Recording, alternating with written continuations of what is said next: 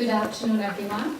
I'm Meena Hewitt. I'm the Executive Director of the South Asia Institute. Professor Tarun Khanna had a family emergency, so unfortunately he is not able to join us. But I'm just going to step in for him and welcome you all, and also just sort of give you a little bit of background about the Harvard for Nepal project that was initiated literally 3 weeks ago after the first earthquake hit Nepal. And it's a tough time for people there. It just feels like their limits are being tested with the second earthquake that happened just a couple of days ago.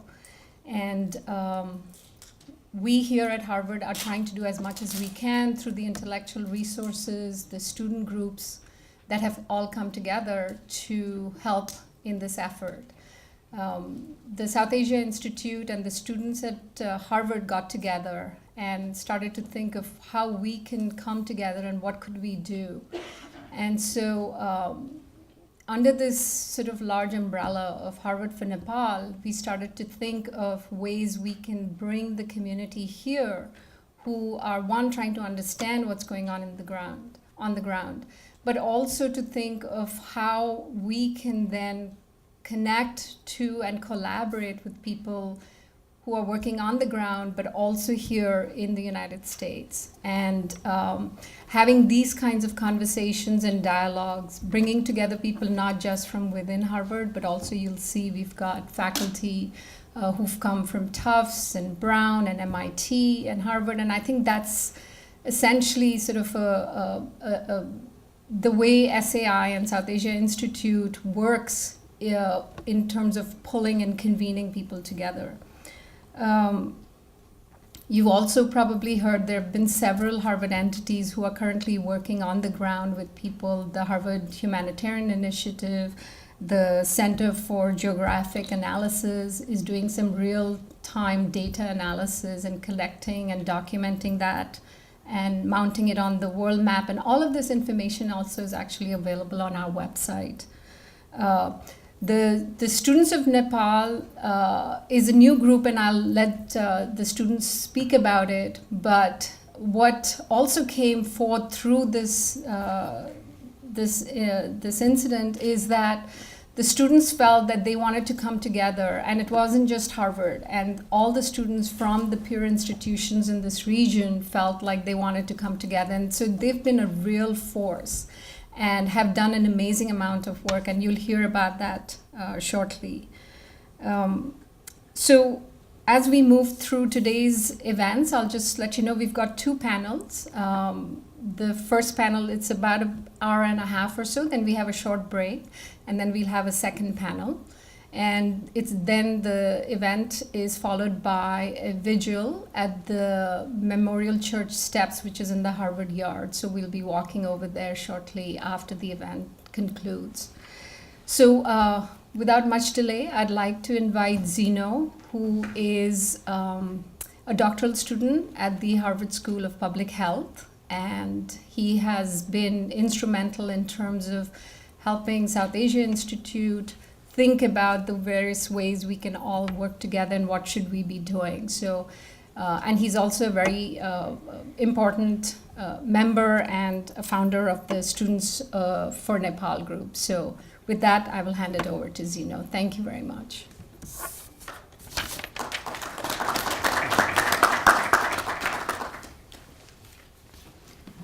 Thank you very much, Meena.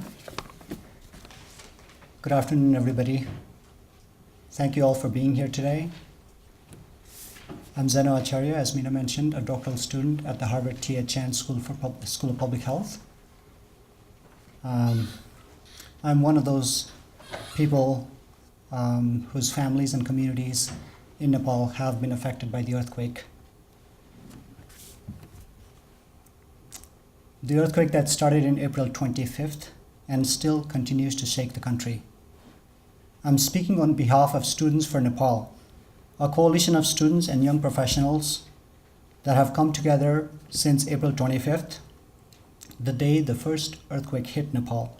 As of today, we have active participation from several different universities, including Harvard, MIT, Tufts, NYU, Yale, Brown, Dartmouth, Columbia, University of Washington, Northwestern, and are still expanding to many other universities. We are united to leverage institutional resources to provide a comprehensive short-term and long-term response to ensure a sustained commitment to Nepal. We are co-sponsoring this event with Harvard South Asia Institute as one of the preliminary steps towards meeting this initiative. Today's event continues the conversation Students for Nepal hopes to conduct in our global community as we work together to ensure timely, efficient, and effective response to the humanitarian crisis in Nepal. Last week, we organized a panel discussion at the Harvard T. H. Chan School of Public Health discussing the current state and future of humanitarian efforts in Nepal. Building on that, we hope the conversation today will expand both the breadth and depth of the conversation, adding further insight and nuances to this ongoing discussion. We hope to maintain focus on a crisis that will persist long after the earthquake fades away and news crews and cameramen have left the country. We have been inspired by your support, and we ask you today to join us on this journey. In the aftermath of the devastating earthquake, there have been over 8,200 confirmed deaths, over 17,000 injuries, and that's likely an underestimate. An estimated 2.8 million people have been displaced, and the quake has destroyed over 300,000 homes and families. While the damage in the capital city of Kathmandu is extensive, the destruction of lives, villages, and communities near the epicenter, especially Gorkha, Lamjung, and Sindhu Palchok, is far worse. Millions of people have been displaced from their homes and are stranded, and entire villages have been eliminated. While these statistics reflect the magnitude of devastation that has struck Nepal, they, however, fail to convey the human story of broken and grieving, yet resilient families, homes, and communities that have stayed together during this crisis. We'd like to have a moment of silence for lives lost and lives living, and the grit and perseverance of communities in the face of this adversity.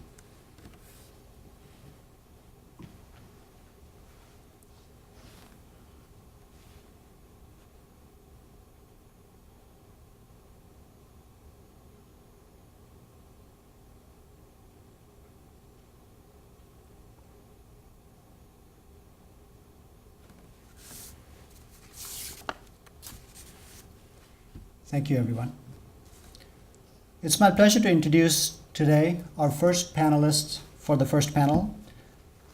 Jarrod Goentzel is founder and director of MIT Humanitarian Response Lab in the MIT Center for Transportation and Logistics, and is a research lead for the MIT Comprehensive Initiative on Technology Evaluation sponsored by USAID. His research focuses on meeting human needs in resource-constrained settings through better supply chain management, information systems, and decision support technology. Michael Hooper is an associate professor of urban planning at Harvard University's Graduate School of Design. He joined Harvard after working for several years with the United Nations Development Program. Hooper's research focuses on the politics of land use, housing, and urbanization, with particular interest in issues of forced displacement, disasters, and participatory governance. Daniele Lantagne is a Usen Family Career Development Professor and Assistant Professor at Tufts University's Department of Civil Engineering. Her research focuses on developing, implementing, and assisting the effectiveness of water and sanitation interventions in developing countries and emergency contexts. She has provided technical assistance to and evaluation of water treatment programs in more than 40 countries in Africa, Asia, and Central and South America. Atul Pokharel is currently a postdoctoral fellow in international studies at Brown University. Atul holds a PhD in urban studies and planning from MIT and has been involved in designing and conducting project evaluations in India and Nepal.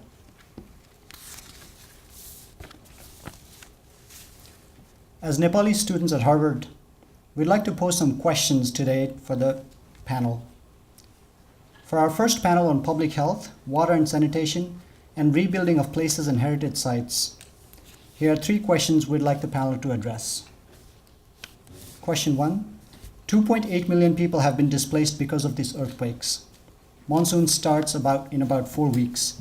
Once the rain arrives, it's going to be practically impossible to get all the heavy machinery, building equipment, and the materials into the mountains region. Winter will then follow in 5 months, and a lot of these areas experience heavy snowfall and very low temperatures. These displaced populations are going to need shelter. Based on your past experiences from other contexts, what can be done urgently to ensure proper shelter for the 2.8 million people displaced? Question 2. Some of the villages in Nepal are located in landslide-prone areas, and they're vulnerable to landslides that have been occurring and can occur in the future. What are the lessons learned from other humanitarian responses and principles to abide by when resettling these populations? Question 3. How can the rehabilitation and rebuilding efforts improve Nepal's WASH infrastructure? What's the balance between building temporary sanitary toilets and making larger infrastructural commitments to improve sanitation and public health at large in Nepal?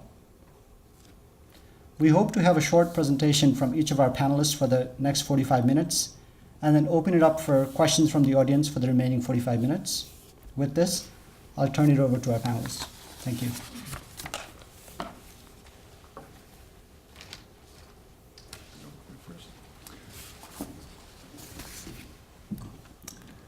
Good afternoon. So first of all, I think we were planning to present briefly and then have a lot more time for discussion. So I think we'll each provide a short overview from our perspectives on things. I'll have to begin my comments with some important caveats. First of all, my knowledge of what's happening in Nepal comes from afar, which is very limiting. Right? I'm getting a lot of my reports through some of the common standard reports that many of you may be able to access or can access through the networks, through the UN organizations and the different situation reports being provided. In fact, the Nepali student organizations have done a good job posting a lot of these and consolidating them to make it a more available information for those who want to stay in touch with what's happening on the ground. Secondly, most of my experience resides with formal organizations, so UN organizations, Red Cross organizations, NGOs, the military occasionally providing logistical capacity. So yet at the same time, I've increasingly been trying to help organizations better set up their programs to leverage the supply chains that exist in the countries to provide for the needs locally. I mean, it's well known that most of the response to any disaster happens locally, regionally, and not through formal organizations in the international community. However, that's the easiest thing to track, and it's actually one of the more important surge capacities that is available, and that's what I'll primarily speak about today. And the final thing is, I haven't worked in Nepal before. I don't know the government. I don't know the context that well from a background. And again, most of my comments will be from the perspective of a third party understanding how the coordination will be led by the government. I think I've been talking with some of the MIT students from Nepal and saying that there needs to be a very strong dialogue with the government about how to respond and rebuild and provide recovery and have a good engagement with a broad community. And I would say that's probably very encouraged. But again, my comments will probably be limited more toward the formal structures being coordinated by the government. So. Just as a bit of a background, and again, what I can add is, based on reading what's happening and seeing how it's evolving, I can add from my previous experience in responding to and being involved in response in Haiti following the 2010 earthquake, in Liberia more recently with Ebola, the structures and how the capabilities that are being put out by these international organizations and how that's likely. I can bring that context to what I'm seeing happening on the ground here from the reports. I will say that the first question, and I don't want to answer all the questions yet. In fact, my expertise isn't going to allow me to speak as much on some of the other ones. But regarding access to mountainous areas and the ensuing monsoons, this is clearly a high priority. It is a logistical challenge, and it has been known from the beginning that is going to be a major effort. In fact, and I don't know the extent of the work that has been done, but there has been a lot of preparedness work for a major earthquake in the country. The government working with several international organizations to do preparedness planning. This will be a good test as whether those preparedness efforts are actually helpful in the response. There's a classic quote that's attributed to Dwight Eisenhower that plans are useless, but planning is essential. So it's very likely that the plans that were drawn up are not going to be implemented. But I hope that the efforts that were conducted ahead of time over the last several years to work with the government, international community, and local community to prepare for this, I hope that those planning exercises are bearing fruit in terms of enabling faster response and better capacity. I can speak to one particular example where that is the case. In an international response, when the government invites support from the international community, the interagency standing committee sets up clusters to coordinate different sectors of the response. There will be water and sanitation, shelter, various clusters. One of them is logistics. So the logistics cluster has been working with the government in the past to set up a strategy in anticipation of a large earthquake that the airport would become a bottleneck. It's very typically that's the case. The immediate supplies that are being pushed out by organizations come to the airport, it becomes a bottleneck. In anticipation of that, they had set up a strategy, and it's something very similar to what I experienced in Liberia, where you do not want the tarmac of the airport to become the bottleneck, but you instead want to move things out of the airport quickly so that you can continue to receive incoming goods. So they had already, and from what I understand, they had set up not only a plan, but they had actually started operationalizing a staging area very near to the airport, where the goods that come in and have been cleared, the cargo has been cleared, can be moved out of the airport and staged for further transport throughout the country, which may take longer because of accessibility and so forth. So, but it's not going to clog the airport itself up with from receiving more flights. So that was already not only planned, but starting to be operationalized ahead of the earthquake. Actually started putting operations in place, offices and buildings for this. So that has been an important capacity to relieve the bottleneck that would have been likely larger at the airport had they not done that planning and started operationalizing that. So that's one example of the planning efforts actually relieving what would have been likely a larger bottleneck. What's happening now is the logistics cluster is continuing to adapt the plans toward the assessments they're getting, and just some numbers here. And I think these are interesting numbers to add to the broader picture of the statistics that were presented thus far. Is that as of May 9, OCHA, the UN coordinating body for humanitarian affairs, says that there are 330 humanitarian agencies implementing some 2,200 humanitarian activities. I don't know how they define activities, but 330 organizations are deploying specific actions in the country. And in the logistics cluster alone, there have been 180 people attending from 95 organizations to come together to understand what logistical capabilities there are, to share information and assessments, to better guide the deployment of further resources. And so the logistics cluster takes that kind of information in to identify where there will be likely more gaps, the initial gaps, obvious ones that are going to appear at the airport, and then deploy further capacity to deal with that. So some of the things they have put in place were they're creating further staging areas beyond the capital to be closer to those mountainous villages, so you can move the goods to a nearer location that would then allow for transport by smaller truck and where needed by helicopter to move to remote areas. So setting up additional capacity, and all of these capacities are made available to the entire community, not just the international NGOs, to anybody who can register their organization and demonstrate that they're providing appropriate response, can utilize the services of these staging areas. They have 25 trucks. They're adding more trucks in. They've also set up some, in addition to helicopters, which are very essential in mountainous regions with accessibility issues, there's also some small fixed wing aircraft that are being set up. Why is that important? Because they're positioning it at an airport, I forget the name, in India, to allow for goods to be flown in from India to regional airports, not to Kathmandu where there's more bottlenecks, but to actually allow for alternate routes into the country so that we can again have capacity across several different routes logistically. So, and understanding the priorities and the needs of various communities helps to guide the scale of the capacity that is then deployed to make it be made available for the broader community to stage the important goods that are going to be need to be moved.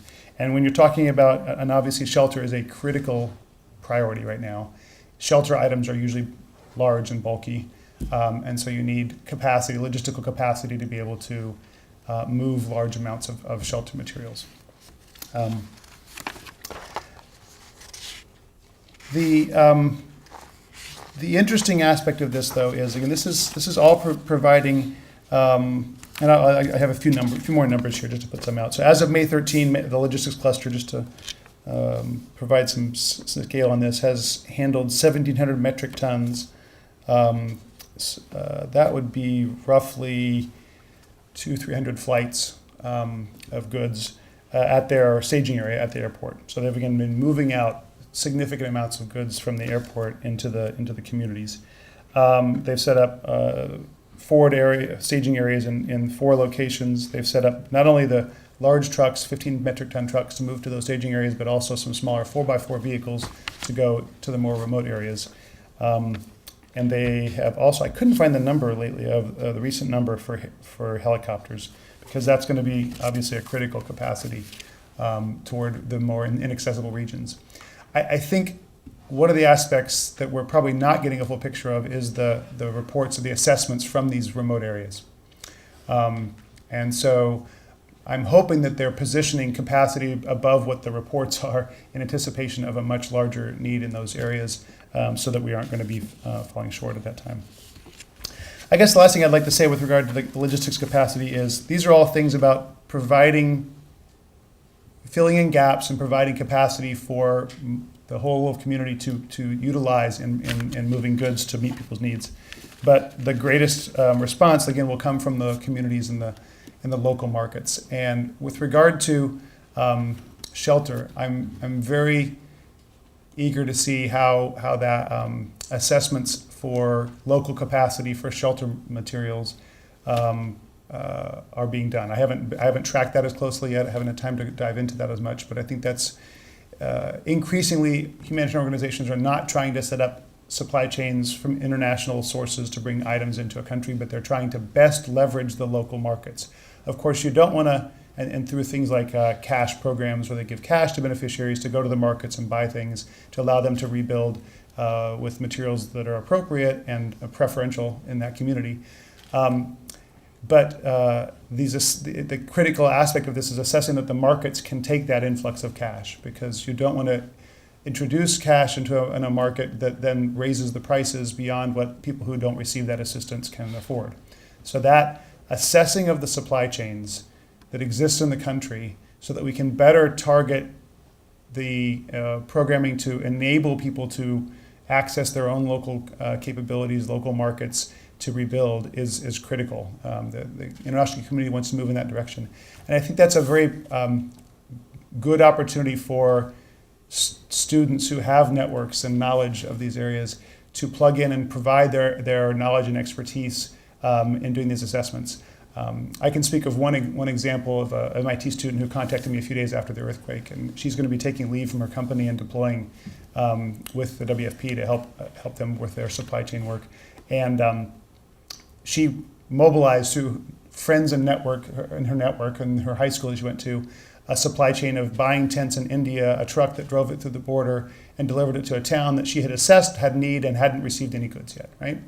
So enabling those kinds of informal networks to form rapidly is really important. And so providing the context in which the students who have these connections can set up these informal supply chains that are going to be effective, but also to enable the students and their networks and their community and their connections with their families to plug in more formally into the assessment process that guides the decisions that are being made by the international organizations with more capacity.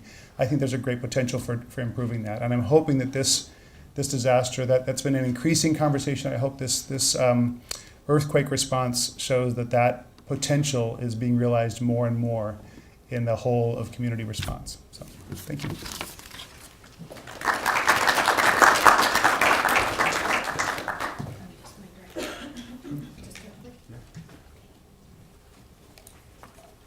Thank you all for being here tonight. It's great to see everyone out, and thanks for the invitation and for organizing this. It's a great opportunity. I want to talk in particular about one cluster, which is the WASH cluster, Water, Sanitation, and Hygiene, which I've worked with in a number of emergencies over about the past 8 years. And so the first thing I want to start with is just the myths that tend to go out after a disaster around the potential for outbreak. And so what we always see in the news, what the reporters calling me on the phone in the last week, couple weeks, 3 weeks want me to say is, of course, there's a huge potential for all kinds of outbreaks that are going to have more impact on mortality and morbidity than the earthquake itself did. And in fact, there's a great quote from the World Health Organization head of operations after the Aceh tsunami, that in fact, right after the Aceh tsunami, the head of operations said there'll be more mortality from the outbreaks that are going to happen after the tsunami than from the tsunami itself. And in fact, after the tsunami, the reality is there were no outbreaks of hardly any disease. The mortality came from the direct impact from the tsunami itself. And we know from most events, and those have to do with the more trauma events, the earthquakes, the tsunamis, the events that come quickly and pass, we actually don't see an increase in outbreaks. The events that we see an increase in disease after are the events that stay around. So for example, flooding, seasonal flooding, or flooding that comes in where the water stays, or displacement events where people are displaced from their homes into temporary homes, particularly homes that have a higher population density, like a refugee camp, where with that population density comes much more exposure to other people's feces. So when we look at emergencies from looking at the data and the meta-analyses, and there's good papers that discuss risks, and there's been a lot of evaluation here, the emergencies we particularly worry about in terms of outbreaks are flooding events and where lots of people are displaced. And so I want to kind of give two examples. One is Rwanda. We had hundreds of thousands of people displaced into eastern DRC after the Rwanda genocide, and they settled in a camp, a refugee camp, an incredibly dense refugee camp, where the nearest water supply was 17 kilometers away. It took Oxfam, Great Britain, did a fantastic job of getting water supply to this camp within about a month or two, but within that time, 50,000 refugees died of cholera, right? So that's when you see the disease. I'll contrast that actually with Haiti, which you might not expect because all the reporters want me to say Nepal's going to be exactly like Haiti was. It's going to be an earthquake followed by cholera. There was a lot of displacement in the Haiti earthquake. They were displaced into camps, spontaneous settlements in Port-au-Prince and throughout the region. And it was an immediate priority to provide safe drinking water to those camps, and it was provided via tanker truck. So tanker truck safe water was provided to those camps. There was no increase, even though there's great surveillance, there was no increase in diarrheal disease. Cholera came in unrelated to Haiti 10 months later and started in a region that was not earthquake impacted. So a lot of people link the earthquake and cholera, but in fact the source of the earthquake and the source of the cholera were two different things. Now, actually, the cholera was less bad as it spread when it spread through the spontaneous settlements. We didn't see outbreaks in the spontaneous settlements because they got safe drinking water. Right, it was spreading through the people who weren't displaced by the earthquake, and that's the story of Haiti. So I want to kind of break down some of these myths. So to come back to Nepal, so we have a trauma event. We see the deaths from the trauma. Do we expect outbreaks? Well, potentially in some of the displaced populations, right? And one thing I will say is Nepal has a history of cholera. We worry about cholera in particular after events. They have a history of cholera. The doctors know it. The medical doctors know it. They know how to treat it. And there's a surveillance network for it. So we need to look for cholera, but is that really what we're expecting? We aren't expecting a lot of increases in outbreak disease from this event. But what do we expect? Okay, what is needed? Well, one, anyone that's displaced needs an access to safe drinking water, right? Particularly if they're displaced into high population density places. And that's either tanker truck water if it's super high density, or and water delivery, or it could be household water treatment options if it's low density. We need to repair the pre-existing systems, right? So any damage to the Kathmandu water distribution system, that's going to reach a lot of people, right, because of the population density. So do those repairs as quickly as possible. And then in terms of other focuses of WASH, I would say what we need to focus on in WASH is, after those repairs are done, after the immediate need for anyone that's displaced is done, is think about how do we improve the water situation from the pre-existing situation, right? So Nepal has very different water situations. It's got the plains region, the Terai region in the south, followed by the hilly region, followed by the mountain region, right? So we actually see arsenic issues on the border with India in the plains Terai region, and then the hilly region we see a lot of the mountain springs that are flowing down, pretty actually safe drinking water, but low population density. And the mountains we see more of this, actually more of the snow and all of that. So the water situation is going to vary quite differently by the geography in Nepal. You're not going to address arsenic in the mountains or the hills, and in the hills you have a lot of access to water. You just gravity pump it down. And so I think that when we look at this emergency in the context of what we know, we need to think about, okay, it would be great to get the Kathmandu infrastructure back up. Anybody who's been displaced, get them access to safe drinking water as fast as we possibly can. Set up surveillance networks for disease, because it's always good to have surveillance networks, but that's actually part of the health cluster. So health and WASH work together on that. And then think about rebuilding systems better, in particularly in the local context. And I'd like to echo what was said here. I actually wouldn't donate money to an international organization in this emergency, because I think they're going to, for WASH, because I think they're not going to be the people who are going to stick around long enough to do the type of relief to development work I think that's needed. I think working with the local actors who know the country, who will be around, who can take the time to rebuild systems better, is probably actually where to donate money. Now, I actually consider WASH in this emergency a kind of secondary priority. I think the first priority in this emergency, far and away, is shelter. And that was brought up before. The winter's coming, the monsoons are coming. We've got to get people blankets. It's always harder when we have an emergency in a cold climate, because blankets take up a lot of space. But we've got to get people blankets, and we've got to get people under a roof before all that happens, right? Food distribution, especially also getting people fed. And then I think as you come down, then we start getting, after those priorities comes water. And these type of assessments as to what's needed is really what we need to think about. I'm just going to look at my notes to see if I forgot anything. That's really, and I would just say, we often hope that the international attention and the funding that comes in after an emergency can translate into long-term development funding. And that's a hope. We have names for that, the Relief to Development Continuum, et cetera, but it often isn't what happened. And Haiti's a great counterexample to that, which is a lot of relief money went in, and then there's a desire to rebuild the water and sanitation infrastructure, and that plan is completely unfunded, roughly. And especially now with Ebola, I go to Haiti pretty regularly, and just got back from there.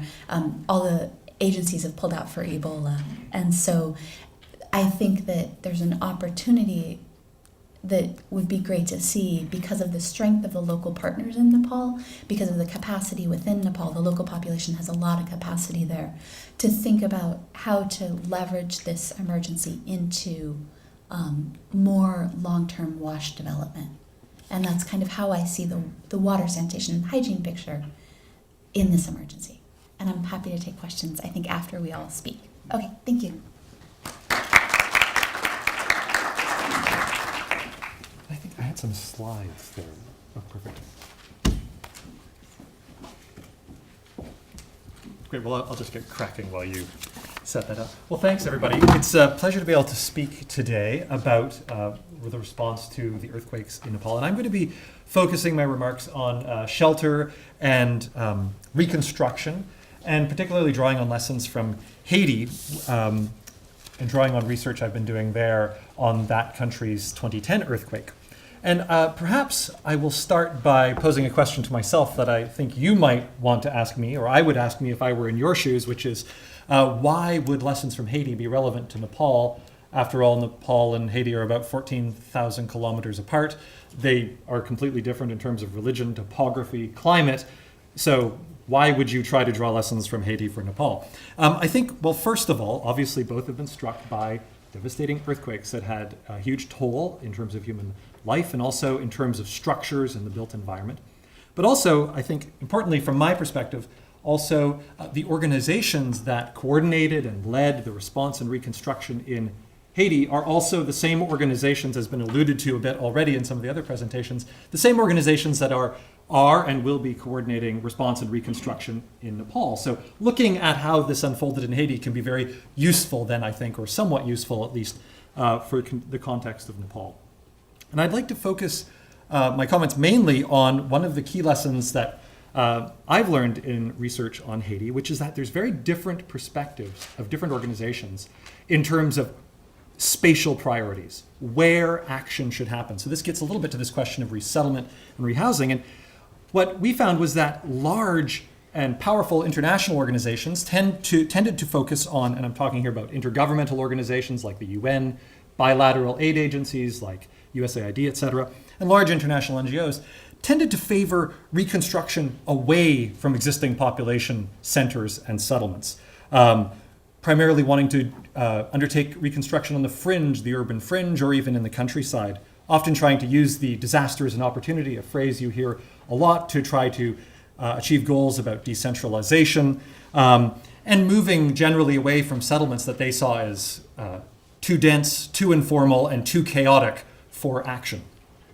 Smaller organizations, on the other hand, small international NGOs and local NGOs, had generally had diametrically opposing views, and that is they wanted to work on site, focus reconstruction on site where existing settlements and housing had existed before the disaster.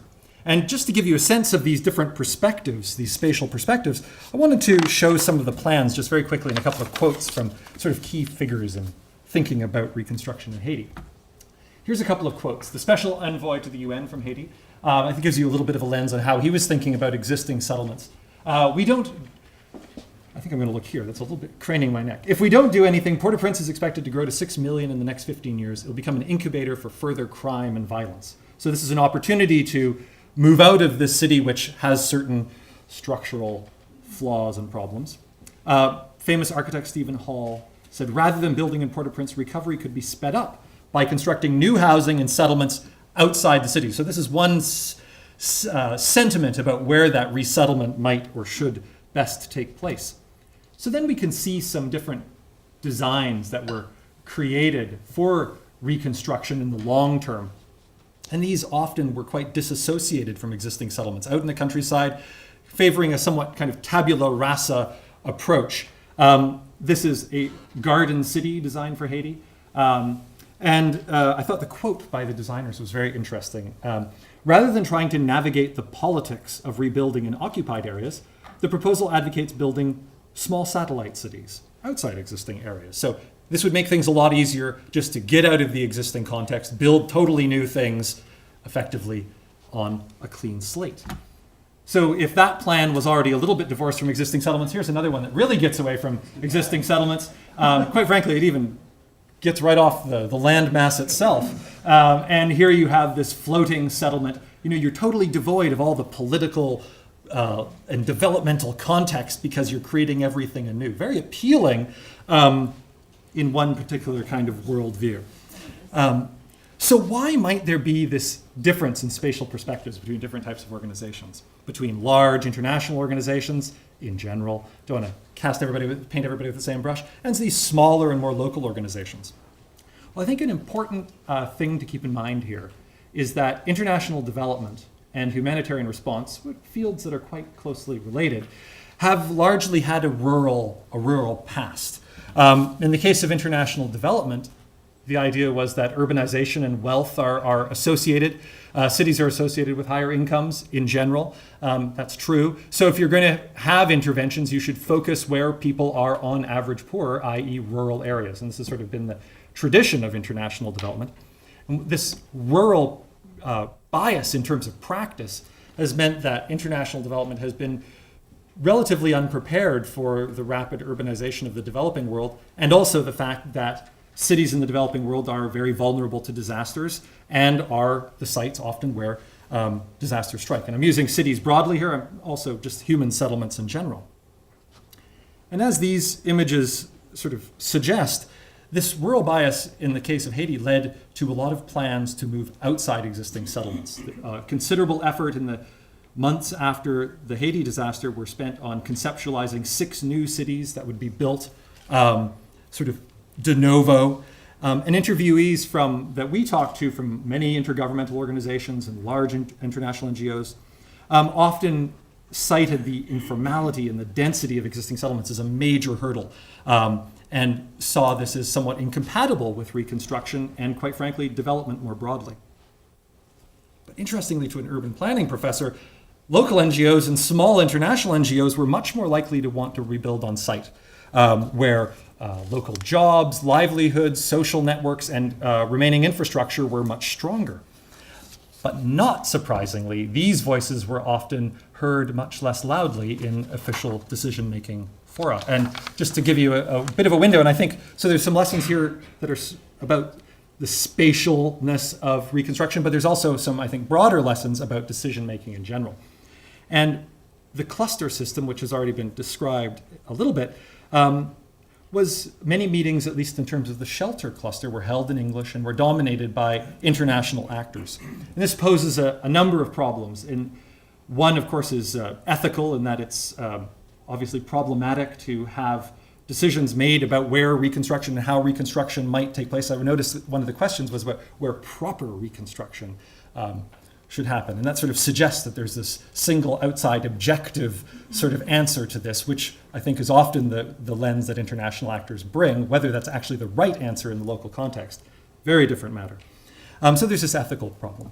But there's also a much more practical problem of having these, in the case of the shelter cluster, be dominated by international actors, and that is that these large international actors had very different perspectives than the small and more local organizations that didn't have a voice there. And it meant the voices arguing for more decentralized approaches, more dispersed reconstruction got more airtime, potentially had more impact than those local, more pro-urban, let's call it, or more settlement-oriented, existing settlement-oriented voices. Just to give you a sense of the budgetary differences between these two, so the financial and power differences sort of map onto different perspectives on human settlements. Non-urban focused groups that advocated primarily for non-urban reconstruction had an average budget of about $94.5 million. And those that were more interested in rebuilding on-site in existing settlements had an average budget of about $7.5 million. So a big budgetary difference. And again, this financial and power differential mapped onto the way decision-making happened, at least in the shelter cluster. A great quote from an interviewee, a local Haitian NGO representative said, "There were clusters after the earthquake. In these clusters, people spoke English, only English. So if you couldn't speak English, what were you going to do in a place where you don't understand what's being said? Secondly, very few Haitians were invited. These clusters were for foreigners who were managing our problems." So this alludes to a potential challenge that it's obviously helpful to keep in mind in the Nepalese context of how is decision-making in clusters, the shelter clusters, and the shelter clusters more broadly, or the clusters more broadly, going to take place. And obviously the Haitian case serves as a bit of a warning in the Nepalese context about making sure that local voices are heard in the context of this decision-making. In closing, I just want to say that, and this goes back to this question about where resettlement and re-shelter or housing might take place, it's interesting to note that in the past, very few settlements have not, whether towns or cities, have not been rebuilt on site. And actually, if you look historically, it's really quite stunning. The number of cities that have been destroyed by disaster that haven't rebuilt on site is remarkably small. In fact, the fact that there is even a very small list, it's sort of the case of the exception proving the rule. You can start to hunt and find a couple. Very interesting. The vast majority of settlements rebuild on site. Now, that is particularly interesting given that international organizations often advocate for a move away from or out of those existing settlements. Now, the truth of the matter is in Nepal and in Haiti, certainly, people will continue to move to Port-au-Prince, for example, no matter how many new cities are conceptualized in the countryside. But what will happen with this formal attention outside the city is that those conditions of density and informality that make existing settlements unpleasant or unpopular places for formal action by international actors, it will only exacerbate those very same conditions because people will continue to exist there. So in closing, in the case of Nepal, and particularly the towns and cities that have been impacted there, it'll be important to recognize the relatively limited urban experience of the humanitarian field, and for people in Nepal to make sure that those default perspectives that international actors often bring, which are often relatively anti-urban, don't necessarily or by default drive decision-making in the Nepalese context. Thanks.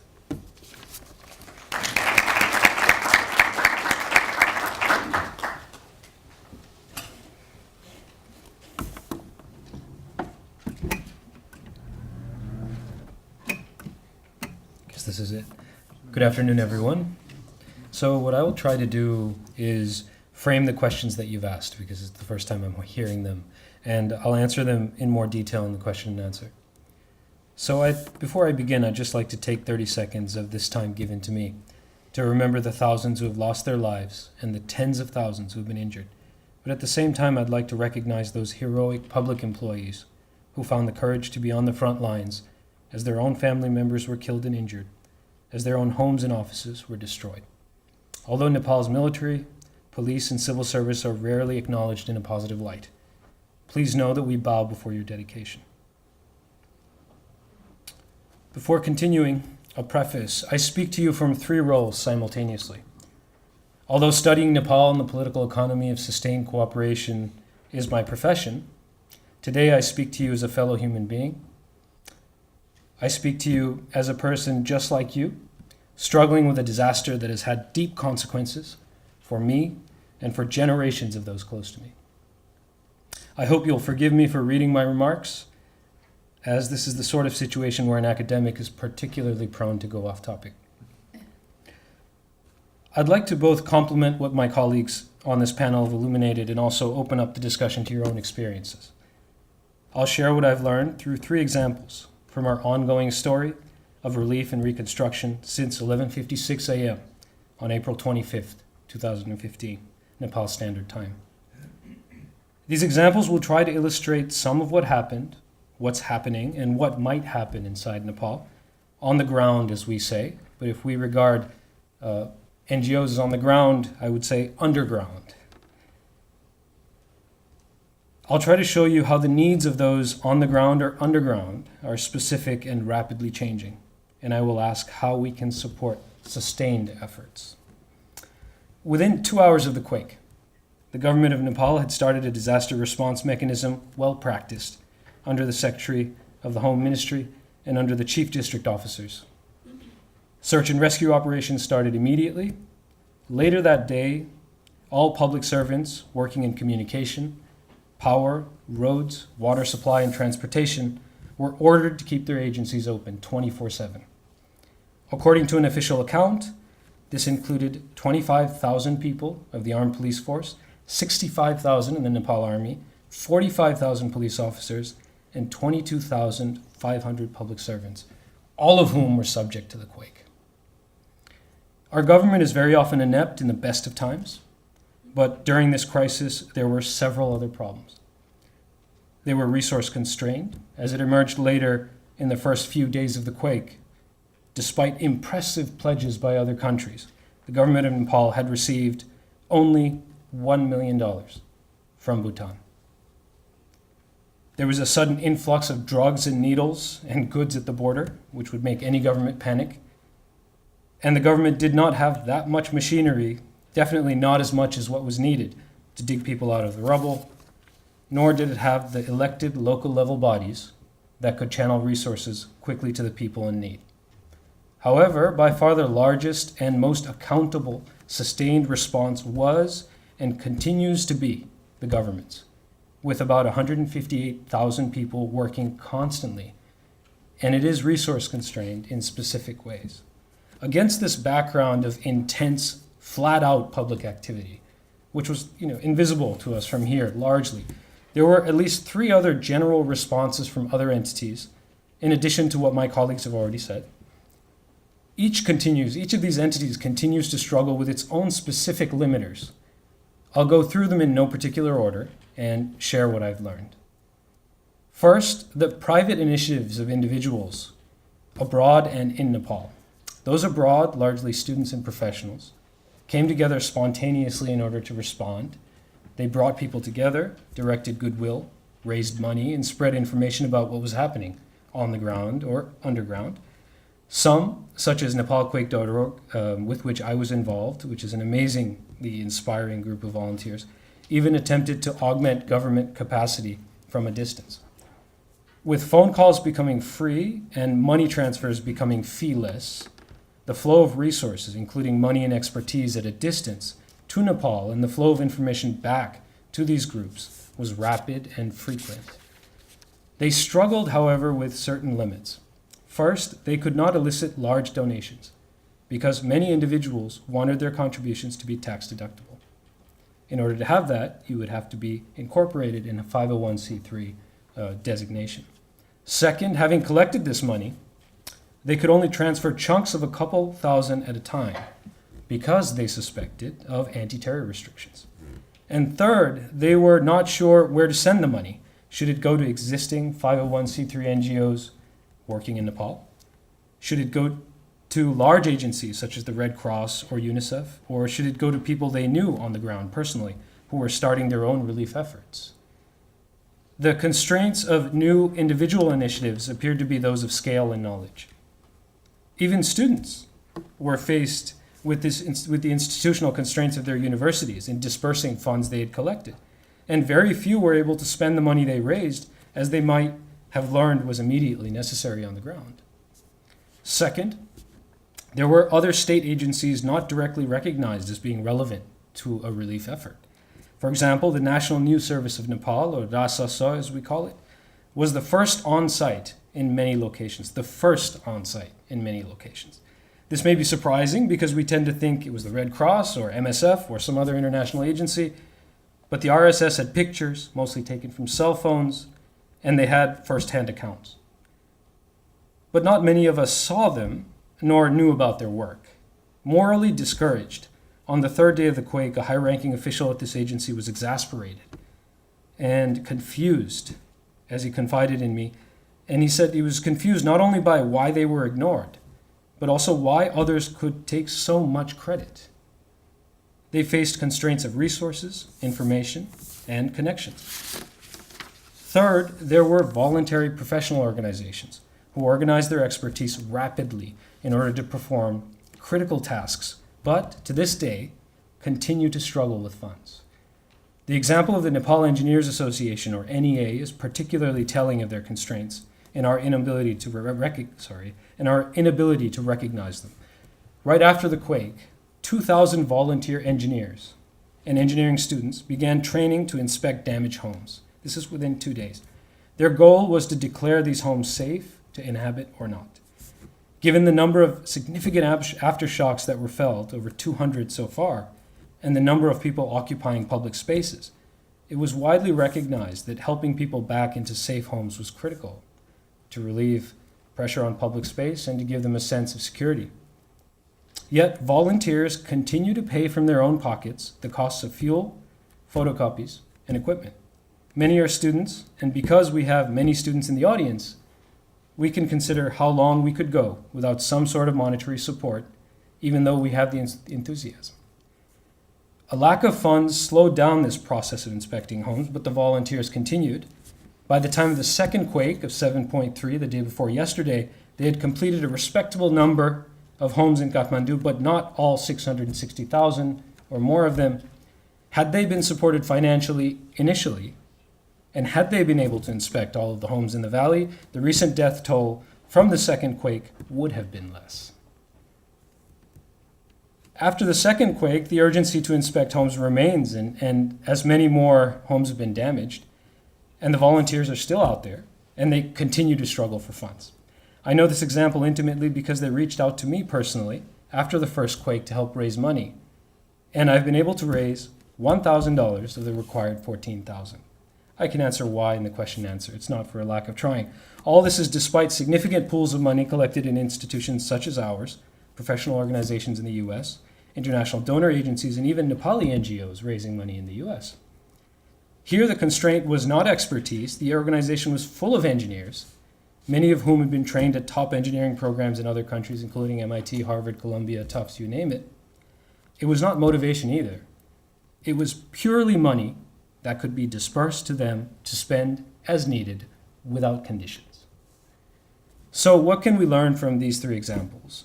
I learned that first, there was a lot going on the ground, and more efforts, and most of these efforts are constrained in highly specific ways. Second, it can be difficult to admit that expertise is not lacking. Third, institutions which collect money abroad have their own constraints and cannot disperse freely to where the need appears to be most dire, regardless of the significance of the initiative. The NEA example is a good one there. And one great lesson for me was that those on the ground appreciate expert advice, but it turns out, for the very basic things they're doing, the processes have been optimized through years of working in their context, initially seeded by their high level of education in the West and elsewhere.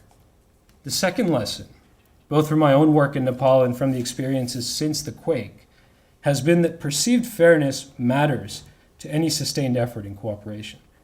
In rural Nepal in particular, this sense of perceived fairness includes both immediate concerns about who gets what, as it does about how much work, who does how much work in this reconstruction effort. Furthermore, and most importantly, this sense of perceived fairness entails a complex awareness of how the inequities that people observe in the initial effort right now lead to outcomes over time that are perceived as unfair. In short, I would suggest that we are far more likely to sustain this amazing cooperation that we've seen if those on the ground perceive our efforts to be fair as time goes on. So this suggests to all of us providing expert advice that while those on the ground may be thankful for our expertise, we may want to be mindful of their needs and their limiters, or at least their perceptions. So we might examine how to recognize what we are good at, knowledge creation and possibly application, and be upfront about the possibilities and limits of our academic institutions. This is particularly the case when we raise money from individual donors, because we are taking away money that could go directly to the ground rapidly. Why do we not recognize efforts underway? Is it ignorance, ideology, hubris, or something else? What will it take for us to recognize efforts underway? These are open and difficult questions, but I'd like to open things up with a more hopeful question. So in the context of a long rebuilding process which we face inevitably, in view of the historical fact that Nepal has rebuilt before at least twice after earthquakes, and in view of the research showing that perceived fairness matters to sustain cooperation, are we engaging with ongoing efforts in the right way? That is, in this immediate period of goodwill engagement, how can we recognize, learn about, and augment efforts on the ground in ways that will favor sustained engagement that's necessary to rebuild Nepal? And I'm happy to answer specific questions about shelter and so on during the Q&A. Thank you.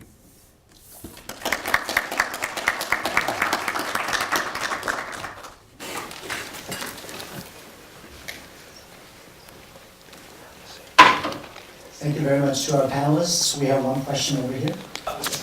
Some have said that Haiti, there were too many or so many NGOs that couldn't be coordinated by a weak government. Now, I've heard, maybe some of you can comment on this, that the government of Nepal has embargoed or tried to embargo donations that would be given to NGOs by saying to give it to the government first. And I don't know, what would you advise with this? Would you think that it's better organized by the government or by NGOs? And especially in the case of Nepal, I've been there several times, and it seems that Nepal has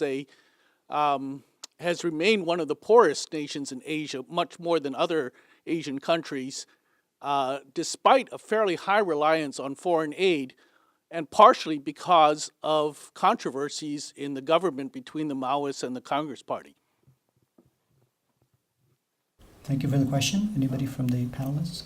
I can give a little bit of an initial perspective on that. And again, this is not a clear picture because I'm not spending time bothering my colleagues on the ground who are spending 18 hours a day, 7 days a week working. So I'm eager to hear from them. A few of them are coming back soon, and I'll be able to talk with them more about this. But from what I read in the news media and other coverage, there was some lack of clarity regarding bringing goods in from outside the country. So every government has the right and responsibility to ensure that the appropriate goods are being brought in the country. You mentioned about needles and drugs on the border. So there is an appropriate role for the government to play in ensuring quality of goods coming in. And there was probably a lot of anecdotal, I don't know how much formal evidence in Haiti of inappropriate supplies coming in and organizations not having the professional training to be able to utilize supplies even if they were appropriate. And so I think those fears are legitimate. It's appropriate for the government to manage that well. And finally, one other aspect regarding this is because humanitarian aid comes in, it's often given a waiver from the duties because it's humanitarian aid. But so in terms of an airway bill, when you fly stuff in on an airplane, you can list on the airway bill everything as listed as humanitarian aid, regardless of what it is. It comes in, gets cleared, no duties are collected. And so items like very expensive telecommunications equipment and so forth can be brought under the aegis of humanitarian aid and then remain in the country for 20, 30 years. And then, revenue is foregone because it came under that umbrella. So there's concerns about, appropriately collecting revenues and making sure the goods coming in are appropriate. Now, I think in this case, lack of clarity regarding the customs made things much more difficult to bring things in, especially through the airports. The more effective way, the more to bring things in the country is through the land crossings because they weren't as carefully monitored, although it's still monitoring that carefully. But you have to also realize that it's difficult with the convergence of so much materials to manage that import process. So I think there's a lack of clarity. It was a bit difficult to know how to do this well. I think even the logistics cluster, which tries to provide that information, struggle with putting out a clear message on this. But there are reasons for it, and we have to also acknowledge that as well. That's my perspective on that. I think the question specifically was referring to, thank you, all the Nepal Rashtra Bank circular that was put forth by the government a couple of days after the quake, and maybe Atul would be able to address that. Sure. Can you hear me? Mm-hmm. Yeah, I can speak freely. Okay, so the government was very concerned that there were large numbers of people waiting to bring in money freely. And in a way, this return to sort of a restrictive cash flow was a return to normal. Whether this was appropriate or not, I think we can discuss. But there was no restriction on the transfer of money to organizations that were registered before the quake.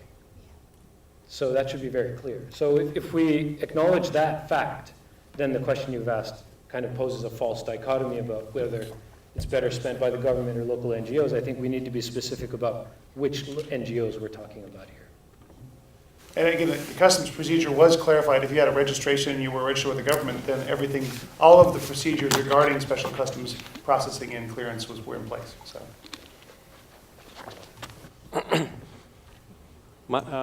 There are two comments or questions. We have talked a lot about learning from what happened in Haiti. Are we also learning from what happened in Pakistan? Because similar type of area, mountainous area. In October 2005, the earthquake occurred in Pakistan, and after 2 months, we had severe winter in those areas. So I think it would be very helpful if there's a dialogue between Nepal government authorities and Pakistan between what happened, and international agencies were also there. They were using helicopters and all that stuff. And it was very difficult because I think more than 70,000 people died. So I think learning from Pakistan may also help. Secondly, in northeastern Pakistan, nearing China border, we had a massive landslide because, 3 to 4 years back, because of which one of the rural areas was totally cut off because that landslide resulted into a formation of a lake of 30 kilometers. So that side is almost cut off from rest of the Pakistan. And China has been very generous. They have been providing 6 months ration, food and everything to those, each and every individual families living on that side. Now, because China is also bordering Nepal, I'm not sure whether Nepal is also in touch with China because they are providing a lot of help in those areas in Pakistan. So these are the 2 comments and questions. Thank you. So I agree with you. I actually don't think the Haiti earthquake is a great example for Nepal. I think it's the big emergency that's happened recently, so we talk about it a lot. I think there's a couple huge differences between Haiti and a lot of Asia, and that's the building material in Haiti is poor concrete held together with poor rebar, which meant when it came down, it was rubble and you couldn't use it for anything else, and you had to clear it before you could rebuild. Now, I've also responded to earthquakes in Indonesia, and I watch individual households in the rural areas of Indonesia which build with wood or brick or other local materials. I watch them over the course of 8 weeks. They literally divide their house up into piles of, this is brick I can reuse, this is stuff I can't reuse, here's some wood. And then you can rebuild on site with the existing materials, which wasn't possible in Haiti. Now, I've worked some in Nepal, and I know some about the building materials, but I'm not an expert on that. But my sense of Nepal is you can rebuild with the materials much more so than you could have in Haiti, and that changes how you rebuild. And I also agree that the cold in the mountains has to do with Pakistan, and the Pakistan response in many ways did not come down to the international organizations. It came down to the use of the military helicopters. And this became very political, and I think other people can talk about this, we can probably talk about this, as whether or not the military should have been used, whether or not US military helicopters could be used to drop off. And in the end, to get into those mountains, military helicopters went in, some of them unlabeled. They took off who was doing the donation because they felt like there would be pushback if there was realizing that they went in. But many military helicopters went in and dropped off those donations into the mountains because you couldn't get in any other way. And so this is a debate about whether the military should be involved in humanitarian response, and if so, whom. But I think that's one of the big lessons from the Pakistan earthquake, is if you can't get there, you need special equipment. Yeah. And so I agree. I think the lessons from Pakistan, from the Indonesia earthquakes, from the other Asia earthquakes, because of the building materials, because of that mountainous region, I think those are lessons that should be used. Perhaps much more so than Haiti, although I think the point was made. The people who are currently internationally in Nepal, responding to Nepal, and in the INGOs are the people who were in Haiti or in Liberia last year and 3 years ago. And so they will have that in their mind. We have great research on how emergency responders choose interventions.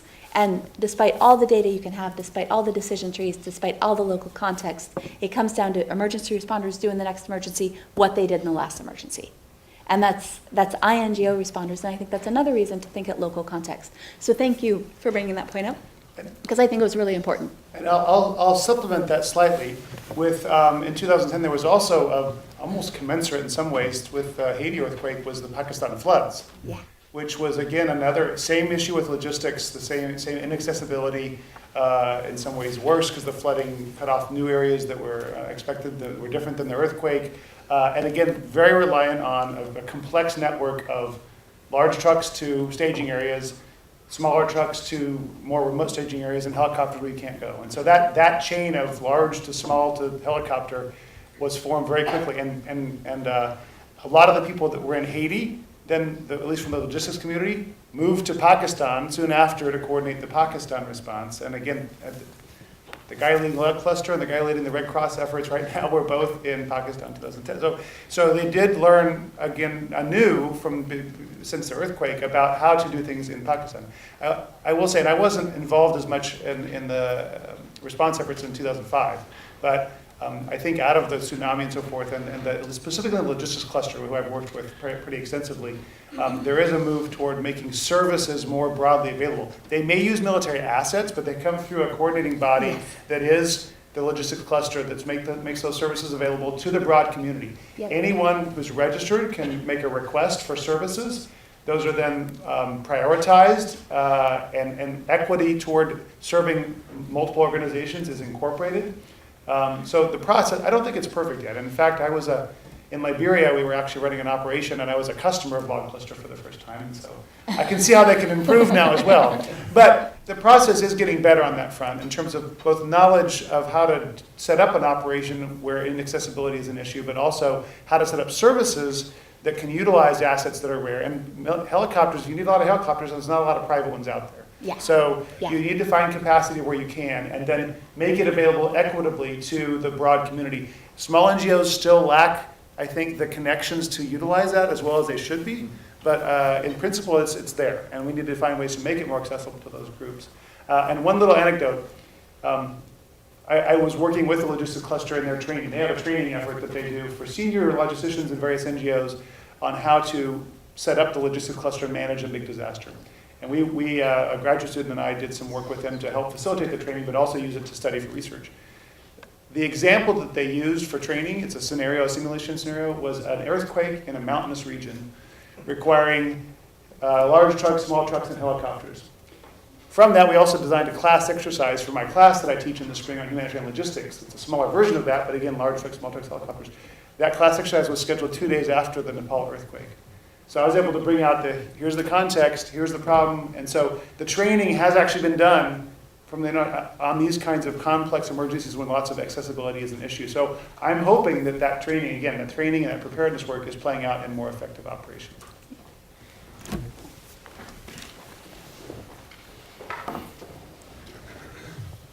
Thank you. My question is related to the reconstruction of the national heritage. So you had spoken about the reconstruction and some of the plans in Haiti. I'm wondering, and many of you have traveled to Nepal and know that every street has some temples or very beautiful architectures. Now, these are all gone. Now, my question is, while you are rebuilding these structures, how would you take care of this cultural heritage that was existing there? And whose role, from the previous experiences you have seen, who can play the most important role? The government, the communities, international community? That's the question. And my name is Kumar Raja, and I'm from the Kennedy School. Thank you.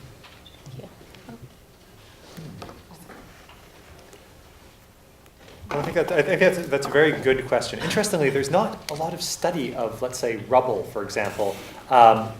But a lot of the research that was done, the most exhaustive research, was actually on Germany after the war.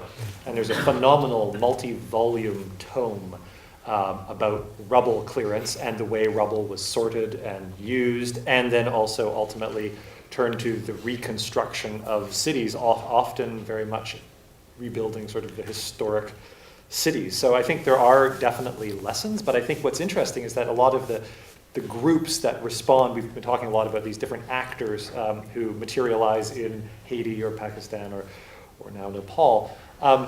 Heritage issues usually aren't a big part of this. So I think it's not so much that there's an answer to your question, but I think this poses a major challenge to this community because they operate with their own norms. As I mentioned, sort of these actors do come with certain values and expectations about human settlements versus working outside the city, et cetera. So there's a lot of sort of value-laden dimensions to this work. But one of the things that hasn't probably been a big part of this in many contexts is this sort of intense focus on heritage sites. So I think this is probably something that needs to be looked at quite afresh, certainly given the sort of backdrop of these particular actors, and certainly the actors who are materializing now. And one of the challenges I think this gets to is actually a broader divide.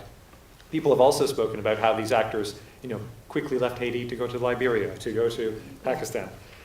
There's a very stark divide between emergency sort of response, disaster response, then reconstruction, and then international development. And I think if anywhere, heritage issues sort of have a natural relationship, for example, with development. A little less so with these quite separated communities of, let's say, longer-term reconstruction and certainly immediate disaster response. I mean, this is a broader challenge. The integration of these silos, let alone the insertion of something like heritage into any one of them, are certainly closer to the disaster. I will say, though, I think that there is a movement, and that there's evidence that they are moving the planning for recovery much earlier. It used to be kind of this, well, 6 months in is recovery, Right. Yeah. and we'll wait for that, and we'll be in this response mode until then. And there's a, I think in part because they're trying to engage more with communities and tapping resources and reestablishing markets and so forth.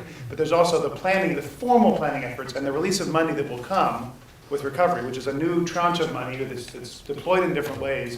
I think that offers great opportunities, and the first few weeks of a response, the professionals, based on their experiences in multiple disasters, will bring in what they think is needed, and then what needs to happen is that assessments and more information will guide how things go forward, and I think that's happening in a better way. Just that the source of information is not as rich as it should be and could be to guide that, but the mechanisms for funding this work, I think, is starting to move earlier, and that's an encouraging sign. And I think that trying to identify, I'm really curious. There's no heritage cluster, that's for sure, but where that falls into the larger coordination system and how a request for that would fit into that funding mechanism is a very good one. I think a key thing will be here finding which actors have this in their interest set. It's very interesting that in Haiti, for example, you can see what the Haitian government asked for in terms of, and of course that's part of this whole move towards greater transparency, right? Oh, well, of course this should be locally driven. And they said, well, what would Haiti like? And Haiti made a list that's very helpful, actually, especially looking at it retrospectively. And they said, well, this is what we need. And then ostensibly, different organizations said, great, let's respond to those needs. What's actually, of course, interesting now is that you can actually line up what was given versus actually the declared needs. Yeah. So almost everybody says, for example, that institution building, capacity building, governance were huge. Actually, the government only got 20% of what they wanted for institution building, even though everybody agrees that was pretty much the most important thing. They got 400% of what they asked for road tarmacking. So there's this disconnect, of course, between what is desired and what is provided. Yeah. This is obviously a huge need. The question is it a need that's sort of recognized by local actors and something that's demanded? Then there's the other side of that. Is there a set of international actors or funders, for example, who share that interest and can match the desire with the contribution? That's really important. Maybe I can add something to Michael. There are several things that that can sort of maybe help us think about who's going to do it and how. These have been rebuilt twice in the past. So the temples that we grew up with are not the original temples. These are sort of, and they've been built beautifully every single time. So in those cases, of course, it was the government that led it, but the structure of government has changed, and we have a constituent assembly trying to write a constitution at the same time. So it's still a very, very important question, who's going to lead it. There are some interesting things that are happening at the local level, primarily because these temples are living heritage sites. These are places that we would go to regularly to pray, for example. And so these are not museum pieces by any means, and so the loss of them is sort of a loss in our daily routine. So in a process of rebuilding the daily routine, these things will probably be rebuilt. And there was a fear in the papers, probably legitimate, that these sculptures and carvings and so on would be stolen. They were stolen, widespread, by those very people who worship it, so they could bring it back later and build. There's no doubt that some things were lost, but there's because of this very strong local connection, we may be able to see certain efforts emerging or coalescing, which would be hard to see. And I would agree with that. I think experience is going to be, people will rebuild their house, get their kids under shelter, get out of that, and then they'll rebuild the things in the community that matter to them. Education, schools. And some of this will come externally, but I think particularly some of the more heritage and religious sites that will be rebuilt by those who have an interest in that and can rebuild it. I'm not sure that as an international community we should go in and say we're going to rebuild your heritage or religious site. But providing funding, that's exactly, I was getting there. I was totally getting there. But providing funding to those local groups for the support to do that, or the materials. Like even just say you can come, if you're rebuilding your local heritage site, here's materials you can pick up. But letting that again be local actors. Thank you. You have a question here? Yeah, thank you. I'm Jigyasa from the School of Public Health. My question is in relation to Nepal's economy. The earthquakes have had a severe blow to the economy, and as we know, Nepal's economy is heavily reliant on foreign remittances. And while these funds, the money that comes into the country, it's critical, it also means that the able-bodied men are away from the country.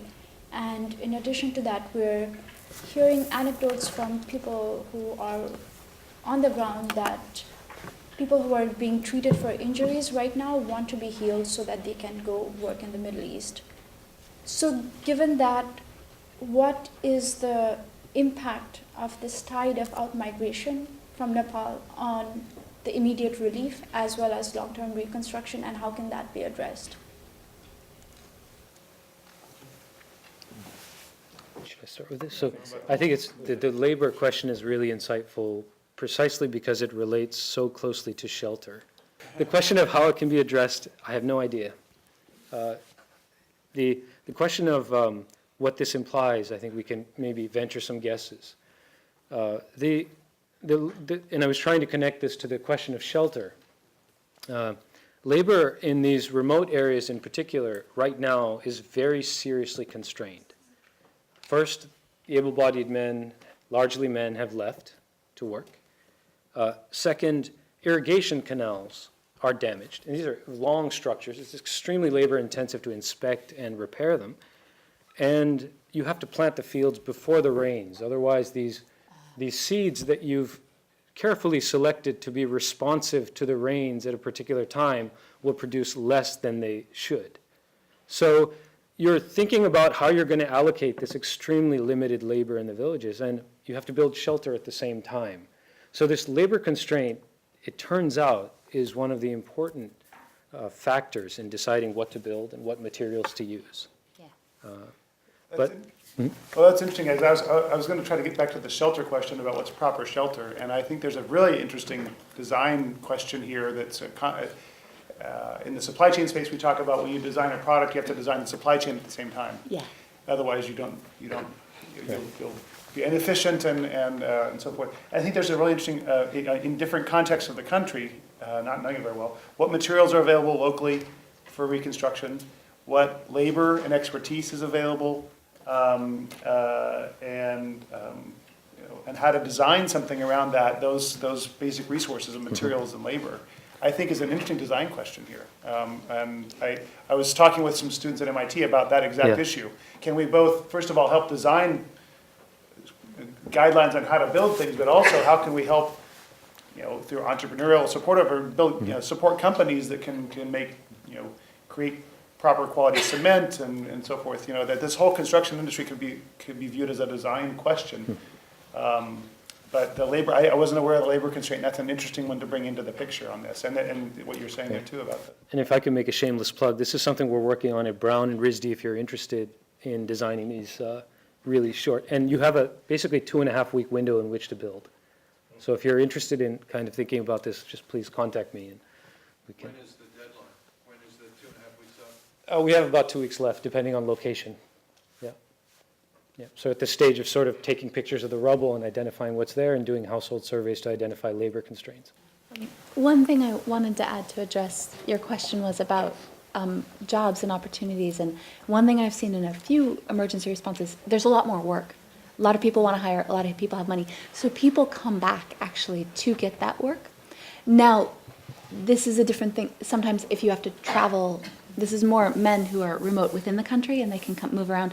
This is different because to get to the Middle East, there's a flight often, right? So, but I have seen people both come back for the work and migrate for work that's available in the post-emergency response, and then move back after an emergency because there's more interest. And we saw a lot of that of moving back after in Afghanistan and in other contexts, and we saw it in Burundi and Rwanda, just coming back afterward to try and help rebuild. So there may actually be some positives from the emergency in terms of that, and there may not be, right? I think that's a really good point. I think sorry to keep on referring to Haiti, but in Haiti it was interesting that a large number of the companies that were most effective in terms of rubble clearance, construction, looking at these sort of design challenges were actually, a lot of them were sort of from the Haitian diaspora, people who own contracting firms in Miami, this sort of thing, and that actually turned out to be quite beneficial in many opportunities because they had access to equipment, knowledge of the country, strong connections, and actually in many cases. They had everything. Yeah. This might actually be a project that students at Harvard might be interested in. I mean, directly, if you raise the minimum wage, they might send more money back. Many of these might be undocumented, so there's some organizing work that might be done. So there would sort of be an indirect channel. But many of these workers, especially from the districts that were hit, go to the Middle East. Yeah. And these governments are sometimes responsive to international pressure. And one of the things that the government of Nepal has been trying to, I hear, off the record, trying to negotiate is a sabbatical period for these workers who are abroad to come back and help rebuild. Many of them are not coming, even though they desperately want to, because they're afraid they're going to lose their jobs when they go back. So if you guys want a project, you might want to organize with all the big shots you know to apply pressure on these governments to further that cause. Really interesting. Yeah. I have a question. So we talked about all the things that we learned, lessons from other disasters that perhaps didn't work or we could better on. Has there been any instances of disaster that has happened in the past that was successful, like the reconstruction was successful, the relief was successful, that Nepal can model after? That would be my first question. And the second question would be, in terms of relief and reconstruction, how can we focus on the undocumented population of Nepal, the Bhutanese, the Tibetans that are living under the shadows, are probably scared to come off and say, you know, we need help as well? Like, how do you reach out to those population and make sure that they receive the same fairness that Atul talked about in his presentation? I like the question because I tend to be a glass half full person, so I always like to look at, identify opportunities that have, or situations that have worked well before. I'll point to one, and I don't have extensive evidence on this, but I've been reading and talking with several people that in the Philippines, the utilization of cash for especially for shelter and so forth was fairly successful. One of the more extensive efforts to, instead of bringing in materials and goods, they brought cash in and allowed, especially for the shelter aspect, cash programming to guide that. So I think that hopefully we're, as an international community, getting better with that. Oftentimes people thought that the biggest issue with cash is actually getting the cash to the people, and with mobile money, there's lots of creative ways to do it, and you have to be careful with that, but better, the more important thing is assessing what is the capability of the local markets. But I think that the Philippines was a good example of moving in that direction, and I hope that there's some good lessons learned on that to be able to guide the work here. One of the disasters I responded to that I really thought the recovery was very well was in Indonesia, and it wasn't the tsunami, but in one of the earthquakes after the tsunami in Pariman and Padang. And essentially, what was so surprising there was the pre-preparedness that had gone on, because Indonesia has disasters constantly. And so, like down to even at the wash cluster level, there's a manual of latrines that are socially acceptable to the Indonesian population, that when an organization comes in and works on wash, they're told these are the latrines you're supposed to build, right? Down to that level of detail. But everything from, in Indonesia, like we were talking about going around and assessing buildings, the government has the structures to, after an earthquake, they go around, they assess the house, there's 3 colors of paper that you get stuck to your house, and you know how much money you're going to get from the government 6 months later. It'll take time to get there, but if you get a red paper, this is how much you'll get to repair your home. And so it's everything from the international NGOs, but being controlled through the cluster system and through UNICEF and through the government to look at the preparedness. And that doesn't stop. Building codes stop people from dying in earthquakes and the trauma, but even in an earthquake in the US, the building codes, we do have some death from trauma. But if you have the preparedness before, and all the people know the systems from the people who are rebuilding their home, and they know how much the money they're going to get, to the NGOs that are told these are the latrines you can build, it just flows. I mean, I watched in 8 weeks, that was a huge earthquake, and in 8 weeks it was like people's lives were mostly back together, except for the people who had lost family. right? And that's an example of where I thought it just worked very well, but it required strong governance and partnerships and preparedness and money that had gone into that. I'd also say the other thing I've seen work really well, and we've alluded to that here, and I think it was alluded in the government, in the absence of strong governance, organizations that were on the ground and knew the culture and had the resources before the emergency do spectacularly well at emergency response. And unfortunately, most of those organizations are in the development context network, and so they don't know how to play the emergency response money game. And so I do a lot of evaluation of water projects and emergencies, and consistently, without a doubt, the ones at the top are development organizations that somehow managed to partner to get into the emergency response money because they had everything set up beforehand. And that's in the absence of strong government, right? So I think those are the two, when you say what are the successes I've seen, those are the two things I've seen. And Nepal is in a place where the governance is really difficult. And so it's a tough, it's not quite absence of strong government, but difficult. Well, so that's the... And I kind of have a question related to governance. It's something that I heard a lot about in Haiti is clarity on land ownership. And I don't know where that stands in Nepal. I don't know. It's more of a question for me. It's exceptionally strong. It's exceptionally strong. But not formal. So for example... But there's clarity of land ownership, because the issue in Haiti was it wasn't clear. Yeah, I think it's clear to those who live there. But it's not clear. So it's not clear, for example, to those who would look at it from the outside. So this question of sort of resettling is going to have to be negotiated locally. You're going to say who's going to give up what land, and they're already organizing. So these villages that I'm in touch with have already started thinking about resettling. I had this very interesting conversation with a villager over a cell phone, and we said, can we give you any expertise? Is there any way we can collaborate on these shelters? And they said, you know what, maybe you want to help us move closer to the road.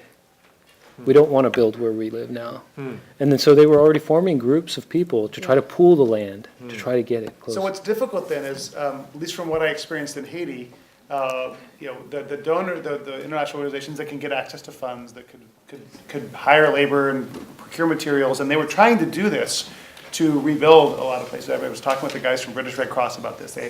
They had trouble finding locations where they could channel these funds and use local cement manufacturers and laborers and so forth to build things, because they'll be a little hesitant to say, well, the locals have coordinated this. They'll want something a bit more clear from an international perspective, that I have the right to build something. And the last thing they would do is build something on land that they don't have the right to do, and they'll have to tear it down. Yeah. So I think I can appreciate it. It's probably understood locally, but how do we communicate that to those formal organizations so they have the confidence that any kind of funding they can bring to support local reconstruction can be authorized quickly? The records would be kept at the it's called the Land Development Office. But then the sort of small tweaks about which tree exactly and sort of like how far, those things you have to kind of get that second order approximation locally. But Nepal is a good example of a developing country where property rights to land, formal property rights, are very well defined. That's great. That's a good sign. Another really positive thing, I think, at least I find it very heartening, is the fact that when you do look at settlements historically, there are so few that haven't rebuilt on site. I mean, it really is just quite uncanny how few cities have not rebuilt from the rubble. And when you look for cities that have either had to relocate or didn't actually rebuild at all, it is just a phenomenally small number of places. And that is interesting in itself. I mean, that's heartening over the longer term. It doesn't necessarily make you feel much better in the short term, but over the long term, it is really quite phenomenal. And there's a great book, a fellow recorded data over thousands of years looking at this and sort of recorded instances where cities did not rebuild, and it was a small number. And I think also looking at this great work on rubble that came out of World War II is also quite inspiring in that it shows how a country like Germany that could be completely, incredibly devastated physically, could rebuild from that rubble. Again, going back to the heritage element, in ways where actually now it's very unclear what is a historic site, what isn't, and you really have to sort of understand the local specificity to understand what was rebuilt and what wasn't. And I think that is fairly inspiring, again, over the longer term. Thank you. So we're running out of time for the first panel. We will take one or two more questions here. Thank you very much. My name is Alina Gadan, and I'm at the School of Public Health as well. And, you know, lucky to be in preeminent institutions like Harvard, like MIT, like Tufts, like Brown.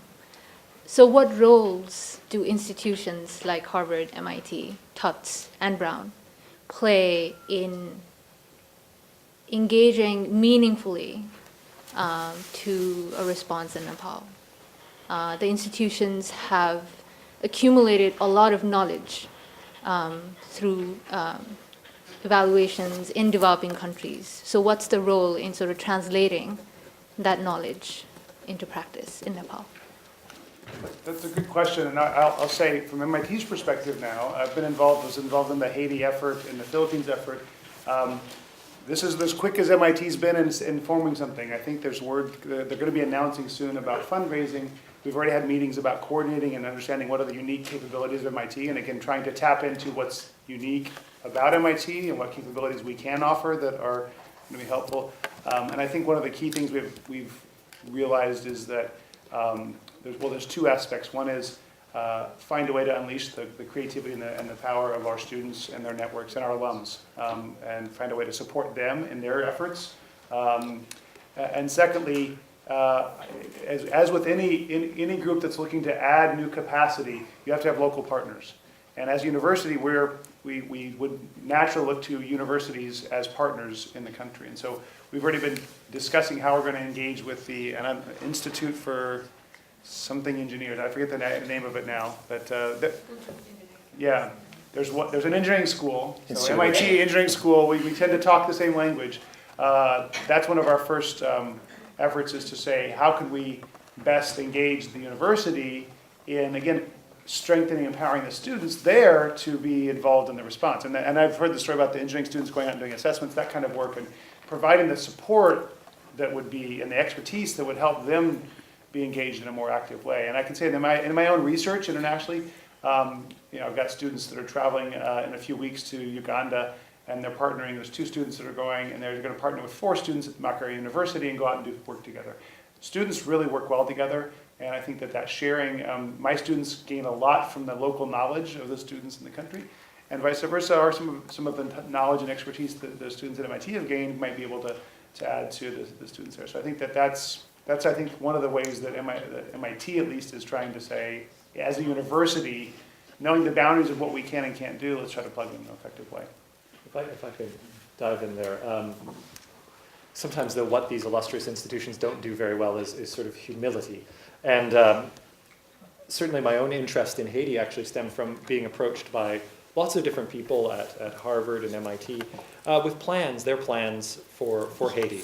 And most of them had never been there and scared me silly. Most of them, that's where I got all these amazing images of building floating things, or things up in the sky, or things moored to a mountain somewhere. And after the 50th one, I actually thought, I have to check this out. Why does everybody at these schools think that the answer involves some helium gas-filled balloon city, which is a great aspect of our sort of personalities as well, right? We think big, make no small plans, as the adage goes. On the other hand, there is a long legacy of these sort of top-down technocratic approaches. I always love Jane Jacobs, in another book she wrote, not her most well-known book, had a great adage, and I can say this as an MIT alum, I don't mean this as a sort of negative comment at MIT, but she had a great story about how in Turkey there had been so many development projects led by MIT that the word for a person who comes with good intentions, tries to help you, but screws everything up is called a Massachusettsy.